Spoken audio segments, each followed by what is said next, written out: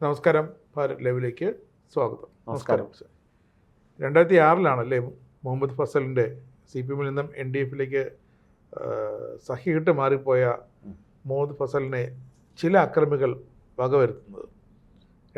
Case CBI ഏറ്റെടുത്തു. 2015 ഈ അക്രമികളിൽ 2 പേർക്ക് കണ്ണൂർ തലശ്ശേരി നഗരസഭകളിലെ കണ്ണൂർ ജില്ലാ പഞ്ചായത്തിൻ്റെയും തലശ്ശേരി നഗരസഭയുടെയും നേതൃസ്ഥാനം നഷ്ടമായി. ഒരാളിപ്പോൾ MLA ആണ്, മറ്റാളിപ്പോൾ വീണ്ടും ഒരു നഗരസഭയുടെ ചുമതല വഹിക്കുന്നുണ്ട്, തലശ്ശേരി നഗരസഭ. അപ്പം അങ്ങനെയൊക്കെയാണ് കാര്യങ്ങൾ. പക്ഷേ ആ കേസ് CBI അന്വേഷിച്ച കേസ്, കാരണം CBI എന്ന് പറഞ്ഞാൽ ദേശീയ അന്വേഷണ ഏജൻസിയാണ് അല്ലേ? പണ്ട് മറ്റേ മമ്മൂട്ടി പറയുന്ന പോലെ സെൻട്രൽ ബ്യൂറോ ഓഫ് ഇഡിയറ്റ്സ് അല്ല, ബ്യൂറോ ഓഫ് ഇൻവെസ്റ്റിഗേഷൻ തന്നെയാണ്. മമ്മൂട്ടി പണ്ട് ഒരു സിനിമ പറഞ്ഞത് നല്ല ഓർമ്മയുണ്ട്, അതാണ് മനസ്സിൽ വന്നത്. CBI ഡയറി കുറിപ്പ്. അതെ, അതിലെ ഒരു ഡയലോഗ്. അതെ, ശരി. അതിലെ ഓരോരോ കഥാപാത്രങ്ങളും പോലെ, ഓരോരോ സീനുകളും പോലെ ഈ ഫസലിൻ്റെ തൂവാല എന്ന് പറഞ്ഞിട്ട് ഈ തൂവാല കൊണ്ടുവന്ന് RSSകാർ താമസിക്കുന്ന സ്ഥലത്ത് കൊണ്ടിടുകയും ഈ കേസ് അന്വേഷണം NDF-കാരനായ ഫസലിനെ തലശ്ശേരിയിലെ RSS നേതൃത്വം തീർത്തതാണ് എന്ന് വരെ പറഞ്ഞു വെച്ച് അങ്ങനെ ഒരു ധ്വനിയുണ്ടാക്കി ഒരു കുപ്പി സന്തോഷ് എന്നൊരു കുപ്പി സുബീഷിൻ്റെ ഒരു മൊഴിയുണ്ടായിരുന്നു അല്ലേ? കുപ്പി സുബീഷിൻ്റെ മൊഴിയുണ്ട്, അത് അവർ ചെയ്തത് അവരാണ്, ഞങ്ങളല്ല. അതൊക്കെ ഉള്ള കേസിൽ ട്വിസ്റ്റ് ചെയ്യാൻ വേണ്ടി. പക്ഷേ CBI അത് സുബീഷ് ഈ പോലീസ് ഈ മൊഴി പുറത്തുവിട്ടതിൻ്റെ പിറ്റേ ദിവസം തന്നെ പത്രസമ്മേളനം നടത്തി, 3ാം മുറ സഹിക്ക വയ്യാതെ ഞാൻ പറഞ്ഞു പോയതാണ്, എന്നെ മാരകമായിട്ട് ഇവർ ഉപദ്രവിച്ചു എന്ന് പറഞ്ഞ് 2 ഉന്നത പോലീസ് ഉദ്യോഗസ്ഥർക്ക്, DYSP Prince Abraham, DYSP Sadanandan, ഈ 2 പേർക്കെതിരെ കേസും കൊടുത്തിട്ടുണ്ട്. അതൊക്കെ അന്വേഷണം നടക്കുക. അതെ. പക്ഷേ ഈ തൂവാല അപ്രതീക്ഷിതമായിട്ട് എറണാകുളത്തെ CBI കോടതിയിൽ നിന്നും CJM കോടതിയിൽ നിന്നും അപ്രത്യക്ഷമാകുന്നു. ഇത് തൊണ്ടി സാധനങ്ങളൊക്കെ വെച്ചിരുന്ന ഒരു പാക്ക് ചെയ്ത് സീൽ ചെയ്ത് വെച്ചിരുന്നതാണ്. ആ സീല് തുറന്നു കിടന്നു, പൊട്ടിച്ചിരുന്നു സീല്. ഈ തൂവാല കാണില്ല.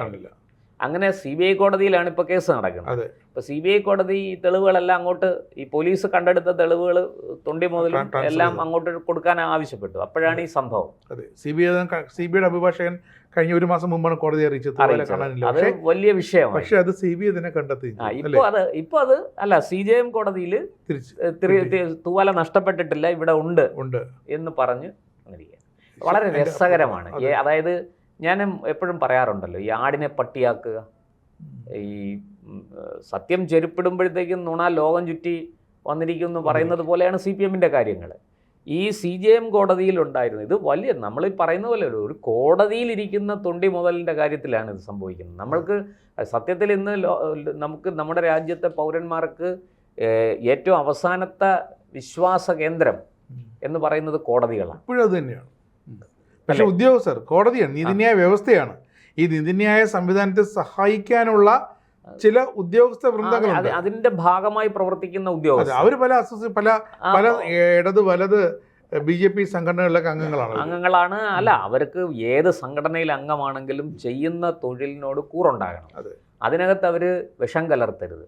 ഇവിടെ ഈ തൊണ്ടി മുതലുകൾ സീൽ ചെയ്ത് സൂക്ഷിച്ചിരുന്നത് ആ കവർ പൊട്ടിക്കുകയും അതിനകത്തുനിന്ന് ഫസലിൻ്റെ രക്തം പുരണ്ട തൂവാല കാണാതാകുകയും ചെയ്തു. അപ്പോൾ എന്നിട്ട് ഇവർ പറഞ്ഞ മറുപടി എന്താണെന്ന് അറിയുമ്പോൾ ഇത് എലി കരണ്ടെന്നാണ്. പണ്ടൊരു ജട്ടി അറിയാമല്ലോ, ജട്ടി വാങ്ങിയിട്ട് പ്രതിഭാഗം വക്കീല് ജട്ടി വാങ്ങിക്കൊണ്ട് പോയിട്ട് അത് വെട്ടി ചെറുതാക്കി ഒരു 10 വയസ്സുള്ള ഒരു കുട്ടിക്ക് ധരിക്കാൻ പാകമുള്ള ഒരു ജട്ടിയാക്കിയിട്ട് തിരിച്ചു കൊടുത്തു. ഈ ജട്ടിക്കുള്ളിലായിരുന്ന ഈ ജട്ടിയുടെ എലാസ്റ്റിക്കിനകത്താണ് മയക്കുമരുന്ന് സൂക്ഷിച്ചിരുന്നത്. അതേ കഴിവോടെ മന്ത്രിയായ MLA ആയ ആളിപ്പോ കേസിൽ ശിക്ഷിക്കപ്പെട്ട് നിൽക്കുകയാണ്, അയോഗ്യനാക്കപ്പെടുന്ന സ്ഥാനവും പോയി, സാഹചര്യം ഉണ്ടായി, എല്ലാം നഷ്ടപ്പെട്ടു. അപ്പോൾ ഇത് ഇരിക്കട്ടെ, അത് ഇതിലും അദ്ദേഹത്തെ മാത്രം നമുക്ക് കുറ്റപ്പെടുത്താൻ പറ്റില്ല. അദ്ദേഹം ഇത് ആർക്ക് വേണ്ടിയിട്ടാണ് ഈ കുറ്റം ഏറ്റെടുത്തിരിക്കുന്നതെന്നും ഇതിനകത്ത് എന്താണ് സംഭവിച്ചിരിക്കുന്നതെന്നും ഒക്കെ നമുക്കറിയാം. ഇരിക്കട്ടെ, അത് ഈ കേസിലും കോടതിയുടെ പരിഗണനയിൽ ഇരിക്കുന്ന വിഷയമായതുകൊണ്ട് ഞാൻ അതിനെക്കുറിച്ച് കൂടുതൽ പറയുന്നു. ഈ കേസിലും കാരായിമാരാണ്. ഈ കേസിൽ കാരായിമാര് മാത്രമല്ല നമുക്ക് അതിലേക്ക് വരാം. എന്തിനാണ് അന്ന് ആഭ്യന്തരമന്ത്രിയായിരുന്ന കോടിയേരി ബാലകൃഷ്ണന്റെ വീട്ടിൻ്റെ മുന്നിൽ CPM-കാർ തന്നെ പ്രകടനം നടത്തിയത്? ഈ ചോദ്യത്തിന് ഉത്തരം കിട്ടണ്ടേ? ഈ ചോദ്യത്തിന് ഉത്തരം പറയേണ്ടത് ആരാണ്? CPM ആണ്. അതായത് അന്ന് 2006 ഒക്ടോബർ 22-നാണ് ഈ മുഹമ്മദ് ഫസൽ കൊല്ലപ്പെടുന്നത്. രാവിലെ 2:45 വീട്ടിൽ നിന്നും തേജസ് പത്രം കളക്ട് ചെയ്യാനായിട്ട്, ഈ പത്രവിതരണക്കാരനായിരുന്നു, നേരത്തെ ദേശാഭിമാനിയുടെ ഏജൻ്റായിരുന്നു, അടുത്ത പാർട്ടിയുടെ ചുമതലയുള്ള ആളായിരുന്നു, ഒരു പിന്നെ ലൈബ്രറിയുടെ പിന്നെ ഭരണസമിതിയിൽ ഉയർന്ന ഒരു പദവി വഹിച്ചിരുന്ന ആളാണ്, അതിൻ്റെ സെക്രട്ടറി എന്തോ ആയിരുന്നു ഫസൽ. ആ ഫസലാണ് അതെല്ലാം വിട്ടേച്ച് NDF-ൽ പോയത്. NDF-ൽ ചേർന്ന് കഴിഞ്ഞപ്പോൾ തേജസ് പത്രത്തിൻ്റെ വിതരണക്കാരനായി. അപ്പോൾ രാവിലെ 2:45 വീട്ടിൽ നിന്ന് ഇറങ്ങും, അതിരാവിലെ, വളരെ പുലർച്ചെയാണ്, ഒന്ന് ആലോചിച്ച് നോക്കണം. അന്ന് പത്രമെല്ലാം എവിടെയാണോ വരുന്നത് അവിടുന്ന് ശേഖരിച്ച് കെട്ടി എല്ലാം റെഡിയാക്കി സബ് ഏജൻറ്റുമാർക്ക് കൊടുത്ത് അത് വിതരണം ചെയ്യാൻ വേണ്ടുന്ന കാര്യങ്ങളെല്ലാം ചെയ്യും. ആ ഫസലാണ് ഒക്ടോബർ 22, 2006, ഇന്നേക്ക് ഏതാണ്ട് 20 വർഷം മുമ്പ്. ഇപ്പോൾ ഇത് ഈ ഒക്ടോബർ 22 ആകുമ്പോൾ 20 വർഷം തികയാണ് ഈ ചെറുപ്പക്കാരൻ കൊല്ലപ്പെട്ടിട്ട്. അപ്പോൾ അങ്ങനെ സൈക്കിളിൽ വീട്ടിൽ നിന്ന് ഇറങ്ങി പോകുമ്പം ഈ പറയുന്ന സൈദാർ പള്ളിക്ക് സമീപം ഒരു ലിബർട്ടി റോഡ്, അങ്ങനെ എന്തോ ആണ് അതിൻ്റെ പേര്, അവിടെയാണ് ഈ സംഭവം നടക്കുന്നത്. ഇയാളെ സൈക്കിളിൽ വരുന്ന ഇയാളെ തടഞ്ഞു നിർത്തി കഴുത്തിലാദ്യം കടാര കൊണ്ട് കുത്തുന്നു. ആ കുത്ത് കാര്യമായിട്ടേറ്റില്ല. ഫസൽ സൈക്കിളും കളഞ്ഞിട്ട് ഓടി അടുത്തൊരു വീട്ടിലേക്ക് കയറുന്നു. ആ വീട്ടിൽ സമീറ എന്ന് പറയുന്ന ഒരു സ്ത്രീയുടെ വീടാണെന്നാണ് ഞാൻ മനസ്സിലാക്കുന്നത്. ഉമ്മിയാസ് എന്നാണ് ആ വീട്ടുപേര്. ഉമ്മിയാസ് എന്ന വീട്ടിലേക്ക് ഓടിക്കയറുന്നു. പുറകെ വന്ന കൊലയാളികൾ, ഇവർ 5-6 പേരുണ്ടായിരുന്നു. ഇവരെന്തായാലും നിലവിൽ 8 പ്രതികളാണ് കേട്ടോ പ്രധാനമായിട്ടുള്ള. ഇവർ വലിച്ചിറക്കി അടുത്ത് വെളിച്ചമില്ലാത്ത, റോഡിൽ വെളിച്ചമില്ലാത്തൊരു ഭാഗത്ത് കൊണ്ടുപോയി ഇയാളെ കൊടുവാള് കൊണ്ട് വെട്ടിക്കൊല്ലുന്നു. ഇതാണ് കേസ്. അതിനുശേഷം ഈ ഫസലിൻ്റെ രക്തം പുരണ്ട തൂവാല കൊണ്ട് അടുത്ത കാലത്ത് CPM വിട്ട് RSSൽ ചേർന്ന ഒരാളിൻ്റെ വളരെ അടുത്ത ബന്ധു, അയാൾ മുമ്പേ RSSലുള്ള ആളാണ്, ആ ആളിൻ്റെ വീട്ടിൽ കൊണ്ടുപോയി അതിൻ്റെ പുറകുവശത്ത് ഇടുന്നു. അങ്ങനെ പോലീസ് അന്വേഷിച്ച് വരുന്നു. കൊലപാതകം നടക്കുമ്പോൾ സ്വാഭാവികമായിട്ടും പോലീസ് അന്വേഷിക്കും. പോലീസ് അന്വേഷണം ആരംഭിച്ചു. പിന്നെ ഈ തൂവാല കണ്ടെടുക്കുന്നു. തൂവാല കണ്ടെടുത്ത ഉടൻ തന്നെ അന്ന് ആഭ്യന്തരമന്ത്രിയായിരുന്ന കോടിയേരി ബാലകൃഷ്ണൻ, അന്ന് ഈ 2006 നിയമസഭാ തിരഞ്ഞെടുപ്പ് നടക്കുമ്പോൾ ഈ തലശ്ശേരി ടൗണിൽ RSS വലിയ ശക്തിയാണ്. അപ്പോൾ തലശ്ശേരി ടൗണിൽ നിന്ന് CPMന് അങ്ങനെ വലിയ ഭൂരിപക്ഷം കിട്ടാറില്ല. അത് ആ വോട്ട് കൃത്യമായിട്ടും BJP വിചാരിക്കുന്ന സ്ഥലത്തേക്ക് പോവുള്ളൂ. അത് CPM വിരുദ്ധ വോട്ടായി നിൽക്കുകയാണ്. അതേസമയം മറ്റു ഭാഗങ്ങളിൽ CPMന് വലിയ സ്വാധീനമുള്ളതുകൊണ്ട്, പാർട്ടി ഗ്രാമങ്ങളൊക്കെ ആയതുകൊണ്ട് അവിടെ CPM ജയിക്കും. പക്ഷേ 2006 തലശ്ശേരിയിൽ പോലും CPMന് NDFൻ്റെ വെല്ലുവിളി നേരിടേണ്ടി വന്നു. NDFുമായിട്ട് അവസാനം ഒരു ധാരണയുണ്ടാക്കി കണ്ണൂർ ജില്ലയിൽ പല സ്ഥലത്തും. അങ്ങനെ NDFൻ്റെ അന്ന് തെരഞ്ഞെടുപ്പ് ജയിച്ചതിന് ശേഷം കോടിയേരി ബാലകൃഷ്ണൻ പ്രധാനപ്പെട്ട ഒരു NDF നേതാവിൻ്റെ വീട്ടിൽ വൈകിട്ട് ചായ സൽക്കാരത്തിന് പോയ ദൃശ്യങ്ങളൊക്കെ പല പത്രങ്ങളും പുറത്തുവിട്ടിരുന്നു. ആ ഒരു കാലം അതാണ്.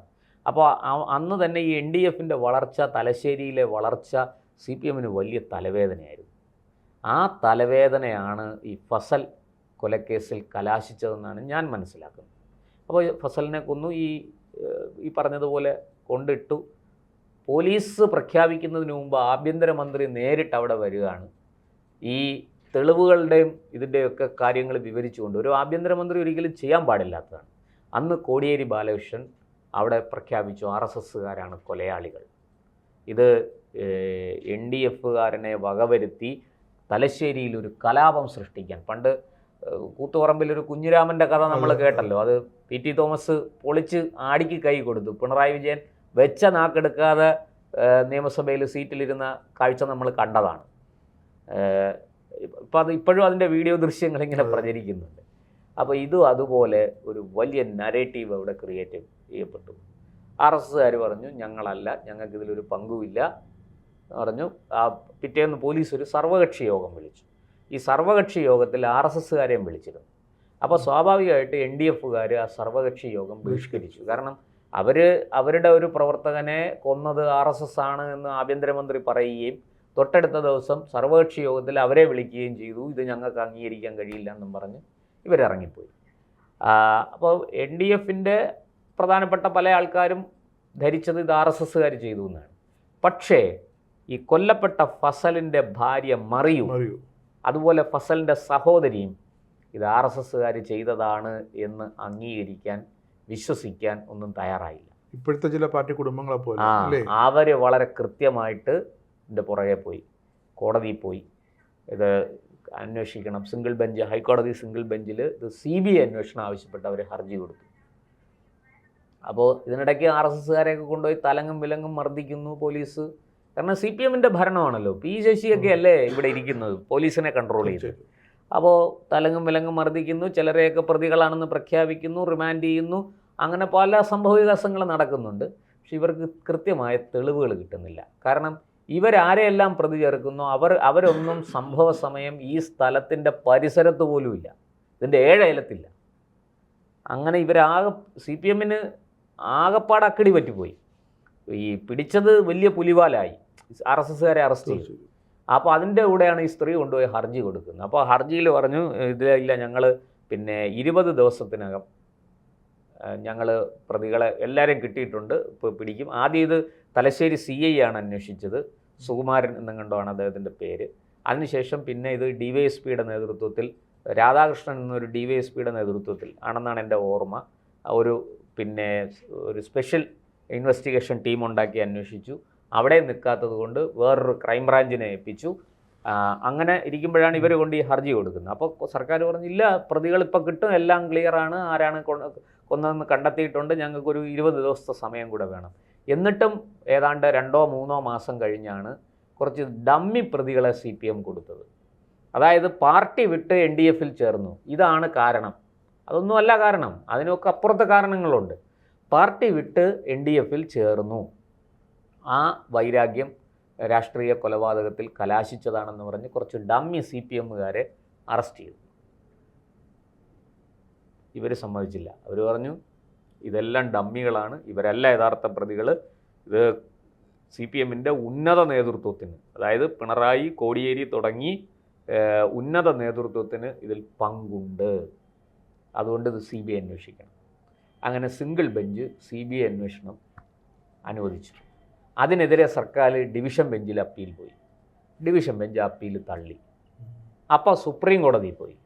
സുപ്രീം കോടതിയും പറഞ്ഞു ഇത് അപ്പീൽ എടുക്കാൻ പറ്റില്ല, സിംഗിൾ ബെഞ്ചിൻ്റെ വിധി ശരിവയ്ക്കും. അങ്ങനെ CBI അന്വേഷണം ആരംഭിച്ചു. CBI യഥാർത്ഥ പ്രതികളെ കണ്ടെത്തി.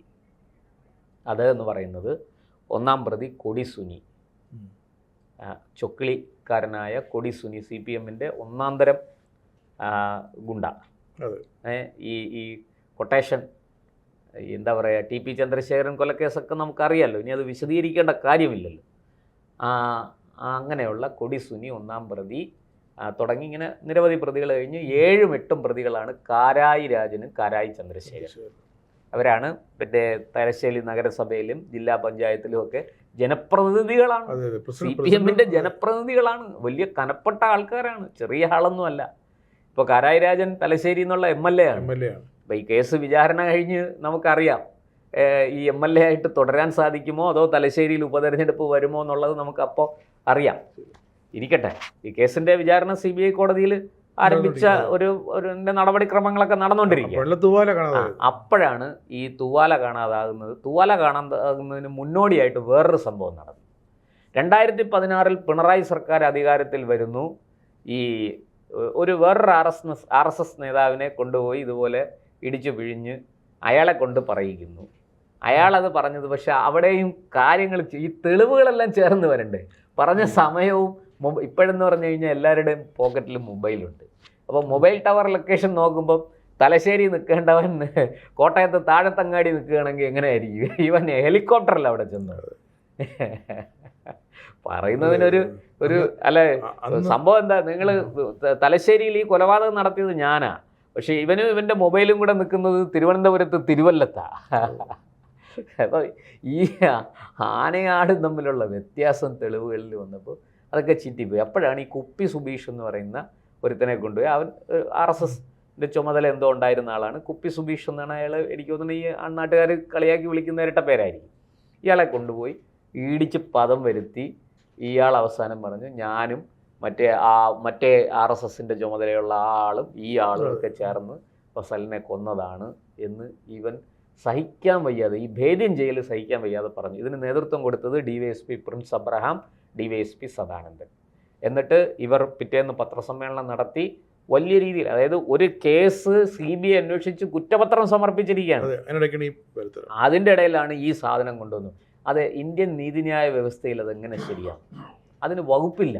അങ്ങനൊരു സാധനം കോടതിയിൽ കൊടുക്കാൻ പറ്റില്ല, ഒരു ചാർജ് ഷീറ്റ് കൊടുക്കാൻ പറ്റില്ല. കേരള പോലീസിനേക്കാൾ ഉയർന്ന ഒരു ഏജൻസിയാണ് CBI.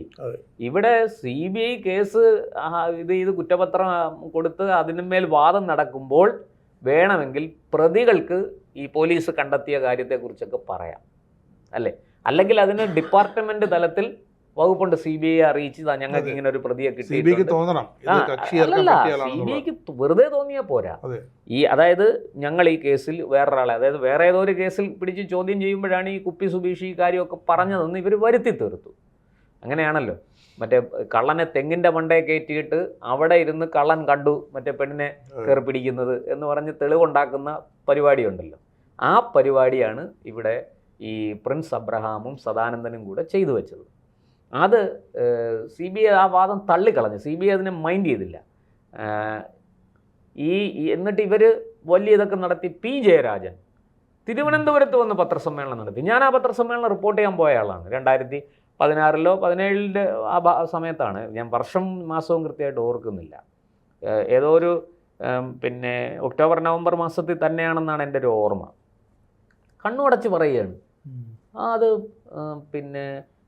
RSSകാർ തന്നെയാണ് കൊന്നത്. അപ്പോൾ നമ്മൾ ചോദിക്കുന്നുണ്ട്, ഇതെങ്ങനെ നിലനിൽക്കും? ഇതിനെന്ത് നിയമസാധുത? അല്ല, അതൊക്കെ നിലനിൽക്കും.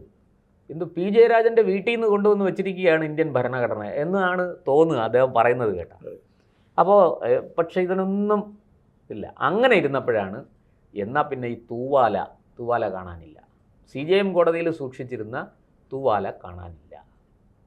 അത് CBI വലിയ വിഷയമായിട്ടെടുത്ത് അത് കുരുങ്ങുമെന്ന് മനസ്സിലായപ്പോൾ തൂവാല തിരിച്ചു വന്നു.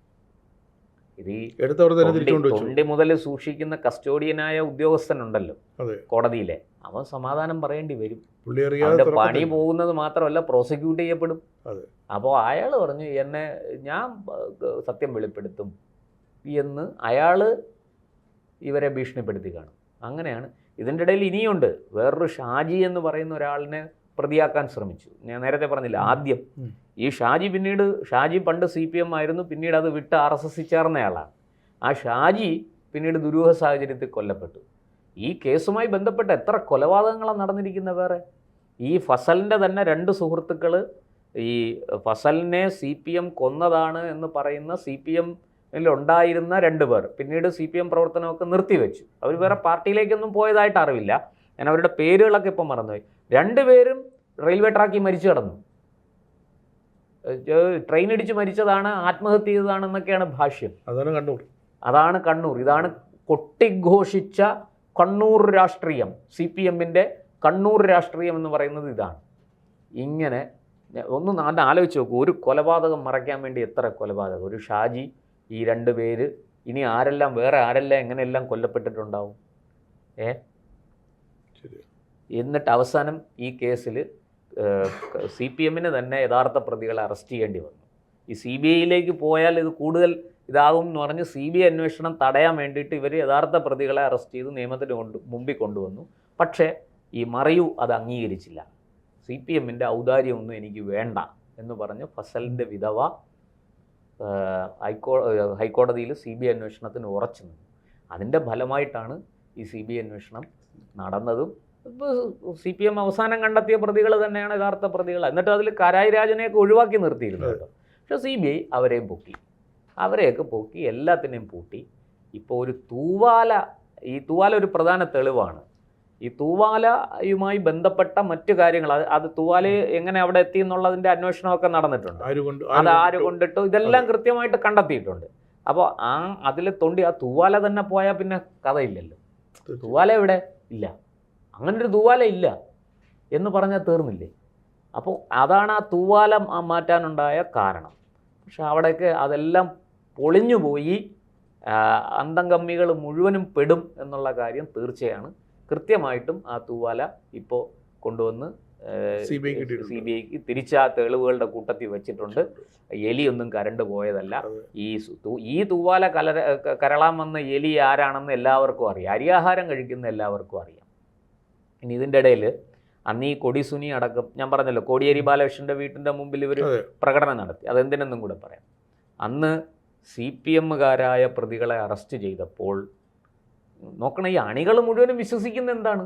RSSകാർ കൊന്നു, RSSകാർ ഇതാ ഒരു മുസ്ലിമിനെ കൊന്നു, കേരളം വർഗീയതയുടെ ഭ്രാന്താലയം എന്നൊക്കെ പറഞ്ഞാണ് പ്രൊപ്പഗാൻഡ പോകുന്നത്. ഈ പാവപ്പെട്ട കമ്മ്യൂണിസ്റ്റ് അണികൾ, ബുദ്ധിയും ബോധവും ഇല്ലാത്ത നേതാവ് എന്ത് പറയുന്നു അതനുസരിക്കുന്നവർ പറഞ്ഞുകൊണ്ടേയിരിക്കും. അവർ നോക്കിയപ്പം CPMൻ്റെ തന്നെ ഒരു കേഡറിനെ അറസ്റ്റ് ചെയ്ത് കൊണ്ടുവന്ന് റിമാൻഡ് ചെയ്തിരിക്കുന്നു. അവർ ചാടിയിറങ്ങി. അവർ ആഭ്യന്തരമന്ത്രി കോടിയേരി ബാലകൃഷ്ണൻ്റെ വീടിന് കണ്ണൂരുള്ള തലശ്ശേരിയിലെ വീടിന് മുന്നിലേക്ക് അവർ പ്രകടനം നടത്തി, അവിടെ ധർണയൊക്കെ നടത്തി. എന്നുവെച്ചാൽ നമ്മുടെ ആഭ്യന്തരമന്ത്രി ഭരിക്കുമ്പോൾ നമ്മുടെ ആളിനെ പ്രതിയാക്കുകയും അപ്പോഴും അവർ വിശ്വസിക്കുന്നില്ല നമ്മുടെ ആൾക്കാരാണ് ഇത് ചെയ്തത്, ഇതിൻ്റെ പുറകിൽ ഗൂഢാലോചനയുണ്ട് എന്നൊക്കെ. അതായത് കണ്ണൂരിൽ ഈ NDFും ഇവരും വളരുന്നു. അത് CPMന് വലിയ ഭീഷണിയാണ്. അതുകൊണ്ട് ഈ NDFനെ തീർക്കാൻ, തലശ്ശേരിയിലും കണ്ണൂരിലും ഉള്ള NDFനെ തീർക്കാൻ വേണ്ടിയിട്ട് ഭയപ്പെടുത്തി ഒതുക്കാൻ വേണ്ടിയിട്ട് ചെയ്ത ഒരു ഓപ്പറേഷനാണ് ഈ ഫസൽ കൊലപാതകം. ഒരു സംശയമില്ല കാര്യത്തിൽ. എന്തായാലും ഇപ്പോൾ ഇത് ഇവിടെ എത്തി നിൽക്കുന്നു. ഇനി അറിയേണ്ടത് പ്രതികൾക്ക് അർഹിക്കുന്ന ശിക്ഷ കിട്ടുമോ, ഉചിതമായ ശിക്ഷ കിട്ടുമോ, ഇവർ കുറ്റവാളികളാണെന്ന് കോടതിയിൽ തിരിച്ചറിയപ്പെടുമോ, ലഭ്യമായ തെളിവുകളുടെ അടിസ്ഥാനത്തിൽ CBIക്ക് ഇവരെ കുറ്റവാളികളാണെന്ന് കോടതിയെ ബോധ്യപ്പെടുത്താൻ കഴിയുമോ? ഇതൊക്കെയാണ് ഇപ്പോൾ ഉയരുന്ന ചോദ്യം. അങ്ങനെയെങ്കിൽ അവർക്ക് എന്ത് ശിക്ഷ കിട്ടും? എന്തായാലും ചെയ്ത ഒരു കർമ്മത്തിൽ നിന്നും ആർക്കും ഒളിച്ചോടാൻ സാധിക്കില്ല. വിതച്ചത് കൊയ്തേ പറ്റുള്ളൂ. നിങ്ങളുടെ പഴയ സംസ്ഥാന സെക്രട്ടറിയുടെ ഭാഷയിൽ പറഞ്ഞാൽ, അല്ലയോ അന്തംകമ്മികളെ, പാടത്ത് പണി വരമ്പത്ത് കൂലി.